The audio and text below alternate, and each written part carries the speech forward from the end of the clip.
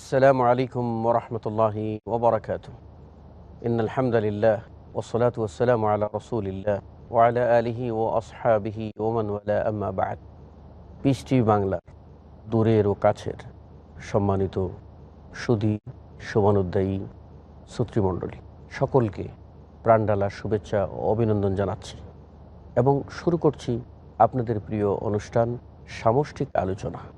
আজকের আলোচনার শিরোনাম হলো বেপর্দা ও তার সর্বনাশা প্রভাব।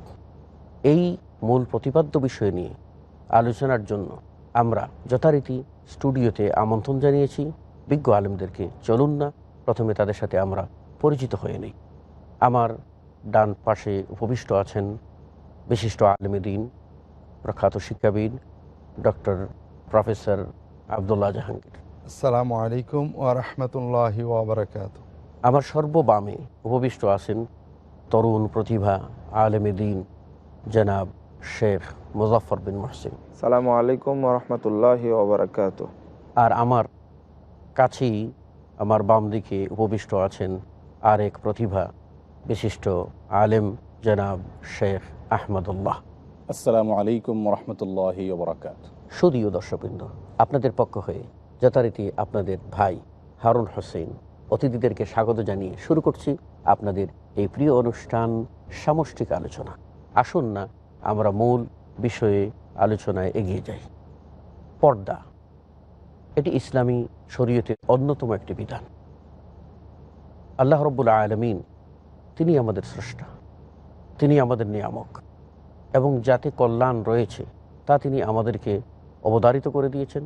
যা অকল্যাণকর, আমাদের জন্য অনিষ্টকর, সে সকল বিষয় থেকে আমাদেরকে সতর্ক ও সাবধান করে দিয়েছেন। তিনি আমাদেরকে ভালোবাসেন, স্নেহ করে সৃষ্টি করেছেন এবং স্নেহের সৃষ্টি যেন ব্যর্থতায় পর্যবসিত না হয় এবং তাদের জীবনে কোনো কলঙ্কজনক অধ্যায় না আসে, সেই উদ্দেশ্যেই মহান আল্লাহ রাব্বুল আলামিন আমাদের জন্য সুন্দর বিধান দান করেছেন।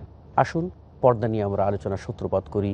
প্রথমেই আমরা এ বিষয়ে আলোচনার জন্য আহ্বান জানাবো শ্রদ্ধেয় ডক্টর আবদুল্লাহ জাহাঙ্গীর সাহেবকে পর্দা প্রসঙ্গে আলোচনার জন্য।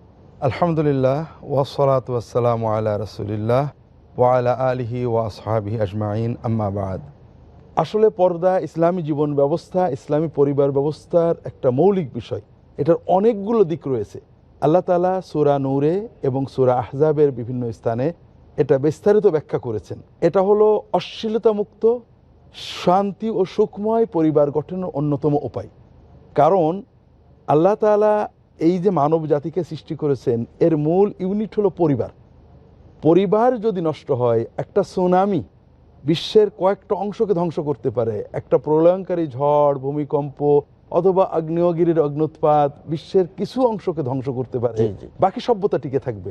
কিন্তু পরিবার নষ্ট হলে মানব সভ্যতা অচিরেই বিনষ্ট হয়ে যাবে। মূলটাই যদি শেষ হয়ে যায় তাহলে সবই শেষ। আর এই পরিবারকে ধরে রাখতে হলে ইসলামের এই পর্দা ব্যবস্থার কোনো বিকল্প নেই। এটা আমরা ক্রমান্বয়ে দেখব। ইসলামের যে পর্দা ব্যবস্থা সেটার কয়েকটা দিক আমরা 10টা দিকে ভাগ করতে পারি। একটা হলো সমাজে অশ্লীলতার প্রসার ঘটে এই রকম সকল কাজকে নিষিদ্ধ করা এবং যথাসম্ভব বন্ধ রাখা। দ্বিতীয়ত, যারা অশ্লীলতায় লিপ্ত হন বা অশ্লীলতার প্রসার ঘটাতে চেষ্টা করেন তাদেরকে সমাজ আইন দিয়ে শাসিত করা, নিয়ন্ত্রণের ভিতরে রাখা, শাস্তি প্রদান করা। কারণ মানুষ হত্যা, মাদক পাচারের চেয়েও অশ্লীলতার প্রসার মানব সভ্যতার জন্য ভয়াবহ।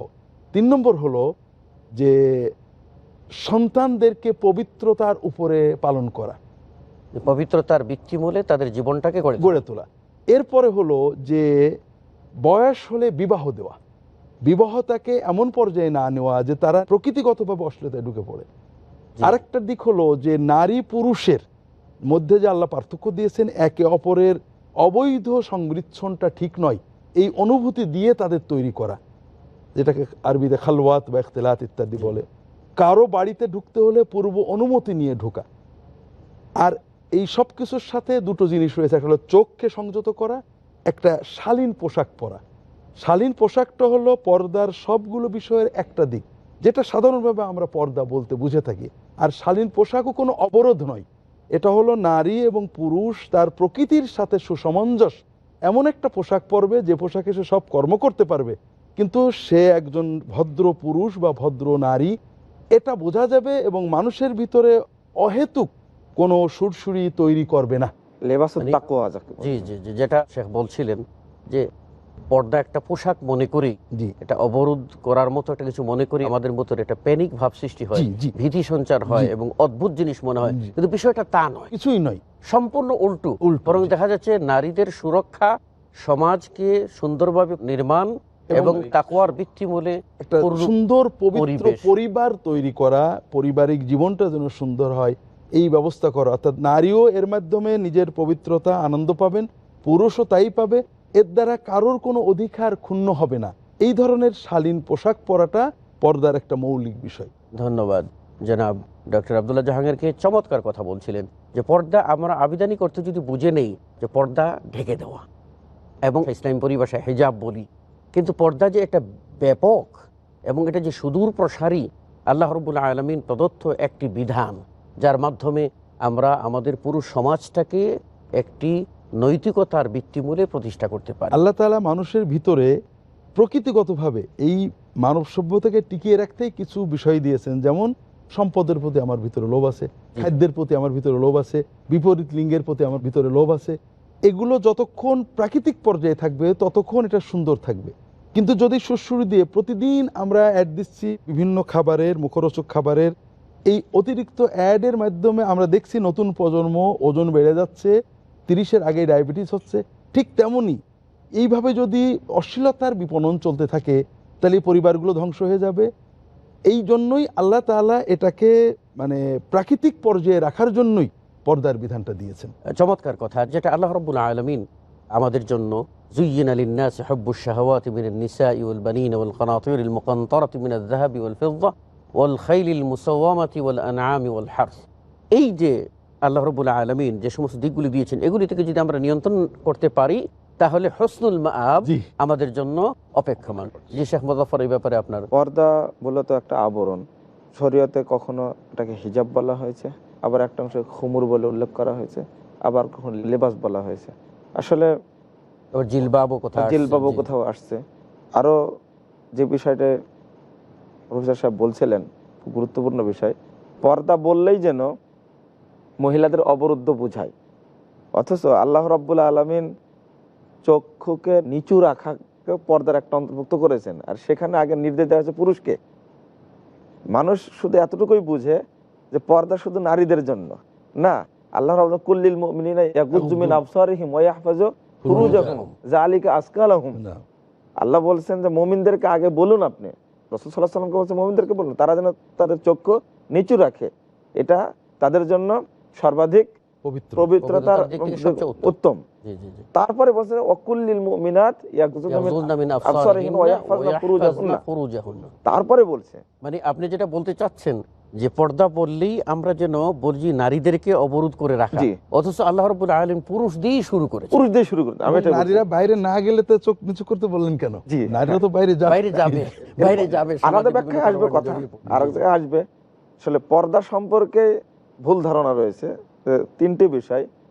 একটা হলো চরমপন্থা অবলম্বন করা, যে কোনো বিষয়ে চরমপন্থা অবলম্বন করা অন্যায়। আর এক পন্থী আছে সম্পূর্ণ পর্দা ছেড়ে দেয়, শৈথিল্যবাদী, তারা পর্দা করবে না। আর এক শ্রেণী মানে পর্দা আছে বলতে কিছুই নেই। কিছুই নেই। আর এক শ্রেণী বলছে যে না, বাড়িতেই থাকতে হবে, বের হওয়া যাবে না, কারোর সাথে কথা বলা যাবে না ইত্যাদি। এটা চরমপন্থা। আবার একটা হচ্ছে মধ্যম পন্থা, আর শরীয়ত হলো মধ্যম পন্থা। আমাদের না চরমপন্থী হওয়া যাবে, জাআলনাকুম উম্মাতান ওয়াসাতান লিতাকুনু শুহাদা আলান নাস। ওয়াসাতান শব্দের অর্থ কখনো মধ্যম পন্থা, আর মধ্যম পন্থা যেটা সেটা হলো উত্তম পন্থা, উত্তম পন্থা, এবং সেটা ইনসাফ, সেটা সেটা আদালত, সেটা আদালত। সেই ক্ষেত্রে একটি কথা, এখানে মধ্যমটা আবার আমাদের মনোগতভাবে আমরা নিজেরা মধ্যম ঠিক করে নিলে হবে না, না, কারণ এটা হাদিস যেটাকে শরীয়ত মধ্যম- কর্তৃক জি, জি। করতে। এই চমৎকার, জন্য চমৎকার। সেই ক্ষেত্রে এর অন্যতম কারণ একটা, সেটা হলো এক শ্রেণীর মানুষ যারা পাশ্চাত্য সভ্যতার উপরে নির্ভরশীল, তারা মূলত এই ক্লাসিফিকেশনটা তৈরি করেছে। মূলত এটা ইসলামের বিরুদ্ধে ব্যবহার করছে। এখানে পর্দা প্রথমত আল্লাহ রাব্বুল আলামিন এবং রাসূলুল্লাহ সাল্লাল্লাহু আলাইহি ওয়াসাল্লামের বর্ণনার দিক থেকে চোখেরও একটা পর্দা রয়েছে, হাতেরও একটা পর্দা আছে। রাসূল সাল্লাল্লাহু আলাইহি ওয়াসাল্লাম বলেছেন যে কুতিবা আলা ইবনি আদম নাসিবুহু মিনাজ জিনা মুদরিকুন যালিকা লা মুহালা ফাইনানি জিনাহুমা নাজর ওয়াল লিসানু জিনাহুল কালাম ওয়াল ইয়াদ জিনাহুল বাতশ এইভাবে রাসূল সাল্লাল্লাহু আলাইহি ওয়াসাল্লাম বলেছেন, যে সহিহ মুসলিম হাদিসটা আসছে, যে আদম সন্তানের উপরে জেনার একটা ভাগ আছে, সে জেনা করবেই। এর একটা পর্যায়ে যদি চক্ষুকে নির্বরণ করতে পারে, তাহলে চোখের জেনা থেকে বেঁচে গেলাম। রাসূল সাল্লাল্লাহু আলাইহি ওয়াসাল্লাম বলেছেন, দুই চোখের জেনা হলো চোখ দিয়ে দেখা, আর হাতের জেনা হলো স্পর্শ করা, কানের জেনা হলো শ্রবণ করা, মুখের জেনা হলো কথা বলা, অন্তরের জেনা হলো ওই তামান্না করা, আকাঙ্ক্ষা করা। লালসা ভিতরে এই জিনিসটি শুধু নারীর জন্য নয়, বরং পুরুষের জন্য। পুরুষের জন্য এটা বলা হয়নি যে শুধু পুরুষের জন্য বা শুধু নারীর জন্য, বরং নারী পুরুষ উভয়ের জন্য বলা হয়েছে। সুতরাং পর্দা পুরুষকে করতে হবে, নারীকে করতে হবে। ধন্যবাদ জনাব শেখ মুজাফফর। সম্মানিত সুধীয় দর্শকবৃন্দ, আমরা আলোচনা শুরু করেছি, খুব প্রাণবন্ত আলোচনা, এবং বুঝতে পারছেন যে পর্দা অত্যন্ত বিশাল একটি বিষয়, যেটাকে আমরা শুধুমাত্র একটি পোশাকের মধ্যে যেন সীমাবদ্ধ না রাখি। এই বিষয়টি আমাদেরকে আরও গভীরভাবে অনুধাবন করতে বুঝতে হবে। এখনই যেতে হচ্ছে আমাদেরকে একটা ছোট্ট বিরতিতে। বিরতির পর পুনরায় আমরা আবারও এই আলোচনায় ফিরে আসব। ততক্ষণে আপনারা আমাদের সাথে থাকবেন। ধন্যবাদ।